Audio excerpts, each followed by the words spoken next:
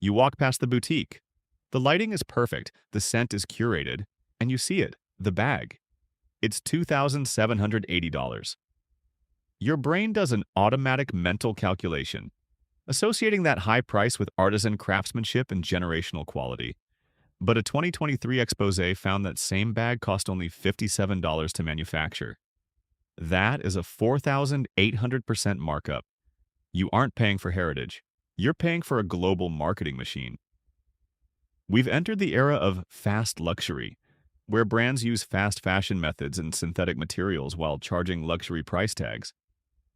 Betting that your brain's prestige pricing shortcut will keep you from noticing the quality erosion under inflation camouflage. You need to understand what just happened inside your own head before you understand what happened to your wallet. This is not mere shopping. This is a forensic audit of the psyche. Your mind uses shortcuts because it has to. In an environment flooded with too many choices, too many labels, too much noise, price becomes a proxy. Expensive must mean better. Higher must mean safer. Premium must mean durable. That shortcut once had practical value because in many categories, and especially in older luxury, there really was more substance under the signal. The prestige pricing shortcut was not irrational. It was adaptive. But what the market has learned is that your expectations can be manipulated far more easily than the object itself can be improved.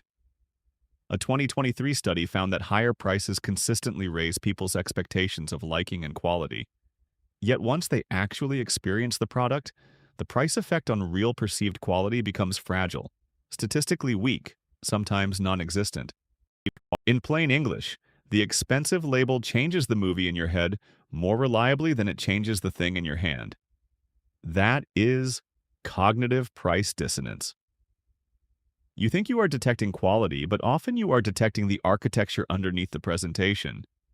You are responding to the choreography of cost, the authority of the price tag, the silence of the sales floor, the ritual of packaging, the implied social proof that says if it costs this much, it must deserve to. This is why you can feel the weight of the bag and misread it as weight of meaning. This is why you can walk out believing you bought permanence when you really bought relief. You're not a mark because you are weak. You're not a mark because you are vain. You're not a mark because you failed some moral test.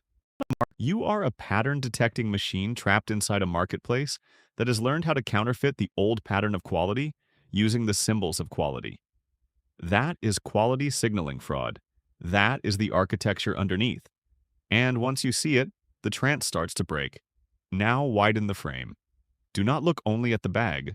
Look at the system that produced the bag. Reuters reported that an Italian court found Dior suppliers were charging as little as €53 for a handbag later sold in stores for €2,600. Within a supply chain where workers were allegedly made to sleep at the workplace, machines had safety devices removed and production appeared to run day and night. The point is not outrage for its own sake. The point is mathematical inevitability. If the luxury conglomerate must feed shareholders, global retail footprints, celebrity campaigns, escalating marketing budgets, fashion week theater, leases in prestige neighborhoods, and the endless appetite for growth, then something downstream must compress. If prices have risen sharply and scale has expanded, but true artisanal scarcity has not multiplied at the same rate, then the architecture underneath must change. Harvard Business School has long described the core tension inside modern luxury as a balance between volume and exclusivity, heritage and broader market growth. That tension is the polite academic description. The operational description is fast luxury, the industrialization of aura. The old luxury promise was slower, narrower, more materially anchored. The new promise is mass-managed desire wrapped in the visual language of rarity. Reuters also reported that major luxury companies hiked prices by 33% on average since 2019, and that Chanel's classic flat bag has more than doubled to over €10,000 since the pandemic. Stop here and let the arithmetic breathe. If prices rise 33% on average, if iconic bags more than double, if scale keeps increasing, and if the experience of true craftsmanship is diluted by supply chain compression and marketing inflation, then what exactly is appreciating? Not necessarily the object. Often it is only the permission structure around the object. You are paying for the machine that teaches you not to inspect the machine. This is why the phrase fast luxury matters. It is not just an insult, it is a diagnostic category. It describes the moment when luxury stops being a patient craft economy and becomes a velocity business wearing a heritage mask. The boutique still whispers exclusivity, but the spreadsheet underneath is demanding throughput. The campaign still sells lineage, but the accounting underneath is optimizing margin. The bag becomes a vampire into your house. Not because leather is evil, not because beauty is immoral, but because the business model has learned to extract disproportionate value from your inherited trust in old luxury logic. That extraction is not accidental. It is mathematical inevitability. And then there is the material audit, the part that Trance never wants to look at for too long. In the 1980s and 1990s, the mythology had more contact with the metallurgy. Sotheby's notes that Chanel bags before around 2008 featured hardware plated with real 24-karat gold, while current Chanel product pages describe gold tone metal. Dior's own product listings use the language gold finish metal. Louis Vuitton's product pages openly describe monogram-coated canvas, natural cowhide leather trim, and gold color hardware. None of this is hidden. That is what makes the phenomenon so clinically interesting. The truth is often sitting in the copy while the fantasy is happening in your nervous system. The shift is not always from excellent to terrible. That would be too easy, too cartoonish, too comforting. The shift is from substance to signal, from intrinsic value to symbolic value, from costly materials that naturally justified status to status aesthetics that simulate costly materials. Gold plating becomes gold tone. Real hardware prestige becomes visual hardware prestige. Full-bodied material narratives become coated canvas, technical fabric, finish, trim, effect, tone, look, story. Again, the problem is not that these materials exist. The problem is the mental substitution. You think you are buying the old equation when you are often being sold a new one.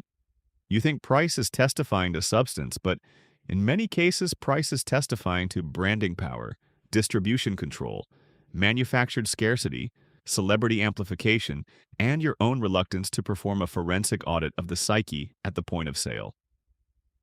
This is quality erosion under inflation camouflage.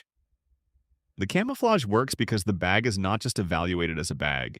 It is evaluated as a cultural document, a social credential, a permission slip. That is why a material downgrade can coexist with a price upgrade.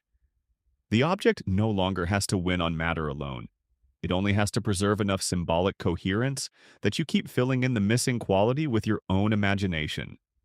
This is the architecture underneath. You're not paying only for leather, thread, hardware, and labor. You are paying for a hallucination of continuity between vintage substance and present-day signal. You're not a mark for falling for it. You are standing inside an environment expertly designed to stop you from separating metallurgy from mythology. But once you do separate them, once you read product descriptions like a customs officer instead of a devotee, the spell begins to lose oxygen. But the deepest mechanism is older than fashion and colder than vanity. Luxury works because it plugs into ancient tribal wiring. Long before boutiques, your survival depended on status legibility inside a group. Who belongs, who leads, who has access, who is protected, who is mate-worthy, who is safe to align with. Research on conspicuous consumption found that people displaying luxury cues were judged as higher status and often received greater compliance, generosity, and willingness from others to affiliate with them. Another line of research complicates the fantasy. Luxury can also impose social costs because the person displaying it may be seen as higher status but lower in warmth. That tension is important. The bag does not simply make you admired. It can make you legible in a status game whose rules are unstable and whose rewards are partial. But your nervous system is not evaluating all of that with detached philosophical calm. It is reacting to the possibility of exclusion. If I do not have the sign, will I lose my place in the tribe? If I do not wear the code, will I be downgraded? If I do not purchase the credential, will I become invisible? Brands understand this at a level so refined it barely has to be spoken. They do not sell leather first. They sell fear of misrecognition. They sell insulation against downward ambiguity. They sell a symbolic vaccine against not being chosen. The store becomes a theater of belonging. The bag becomes a portable answer to a social question you were never meant to solve with an object. This is why people will defend purchases that objectively strain them. This is why buyers sometimes experience relief, then exhaustion, then the need for another purchase. The item is trying to do the work of attachment, esteem, certainty, and tribe. It cannot do that work for long. No bag can metabolize your fear of exclusion permanently. So the loop continues. This is the sucker narrative brands quietly depend on, that if you feel compelled, you must simply love luxury. No, you are not a sucker. You are not broken. You are not lazy.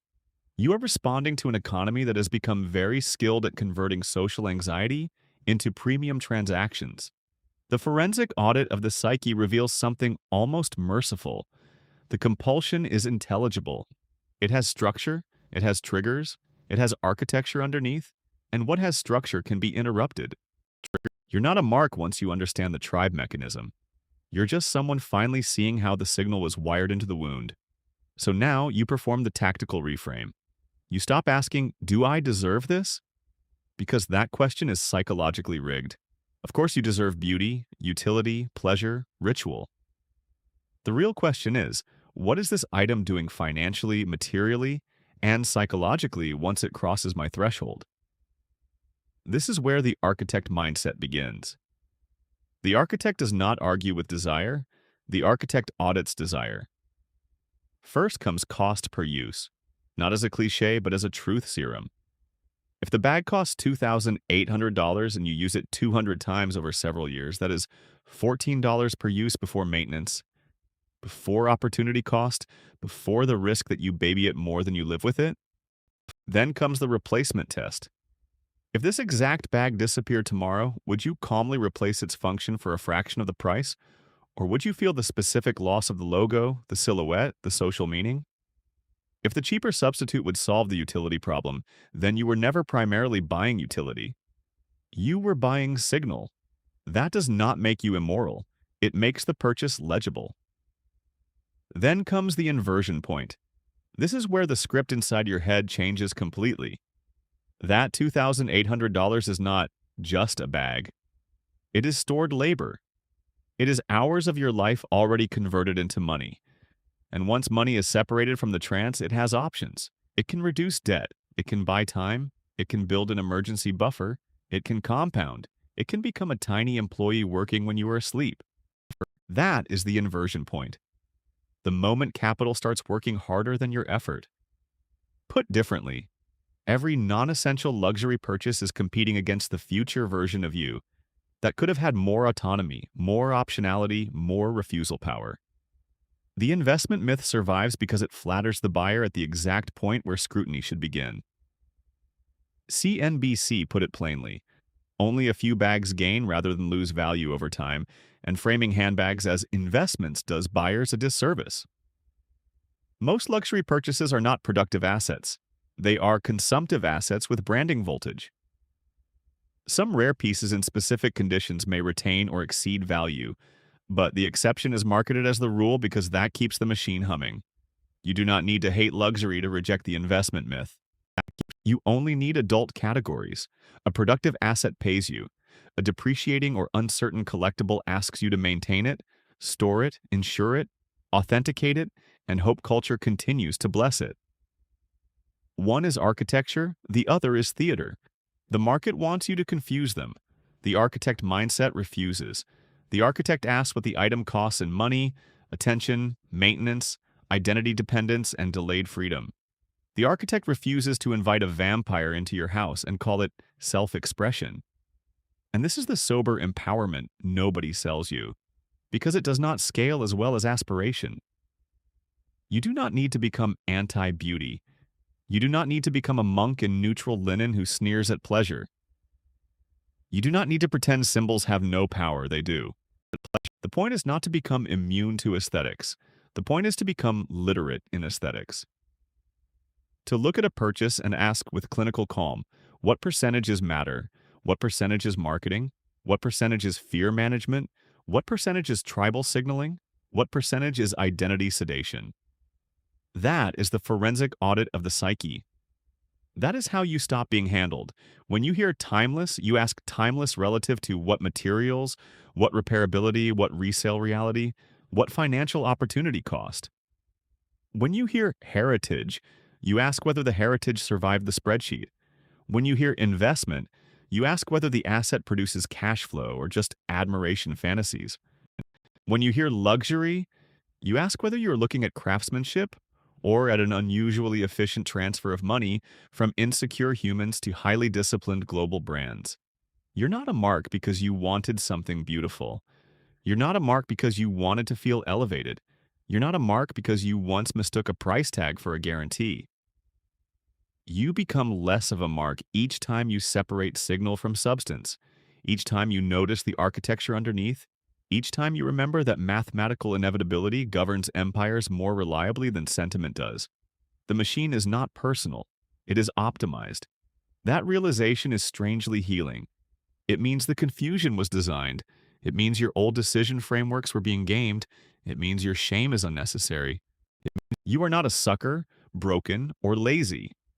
You are a human being making decisions inside a prestige economy that increasingly monetizes cognitive shortcuts, tribal wiring, and inflation camouflage. The moment you see that clearly, luxury stops towering over you as destiny and starts sitting in front of you as a set of variables. Price, materials, labor, signal, cost per use, opportunity cost, replacement test, social motive. You stop asking what the bag says about you and start asking what the numbers say about the bag. That is adulthood under consumer capitalism. That is detachment with empathy. That is how you leave the boutique mentally sovereign, whether you buy something or not. Subscribe to stop being a mark for quality signaling fraud. We are building the architecture underneath the machine.